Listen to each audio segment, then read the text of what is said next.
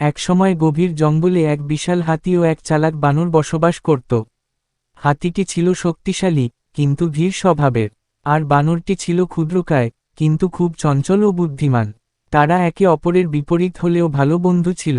একদিন জঙ্গলে একটি বড় ঝড় উঠল। প্রচণ্ড বৃষ্টিতে গাছ ভেঙে পড়ল, নদীর জল উপচে উঠল। বানরের বাসা উড়ে গেল, সে ভিজে গিয়ে কাঁপতে লাগল। হাতিটি তখন বানরকে নিজের কাঁধে তুলে নিয়ে এক গুহায় আশ্রয় দিল। সেদিনের মতো তারা বেঁচে গেল। পরদিন সকালে জঙ্গল থেকে খাবার সংগ্রহ করতে গিয়ে হাতিটি একটি গর্তে পড়ে যায়। সে অনেক চেষ্টাতেও উঠতে পারল না। হাতি হতাশ হয়ে পড়েছিল। ঠিক তখন বানরটি ছুটে আসে। সে কাছের গাছ থেকে লতা এনে একটি দড়ির মতো গেঁথে ফেলে। তারপর সেই লতা গর্তে ফেলে হাতিকে নির্দেশ দেয় কিভাবে উঠতে হবে। অনেক কষ্টে বানরের সাহায্যে হাতিটি গর্ত থেকে উঠে আসে।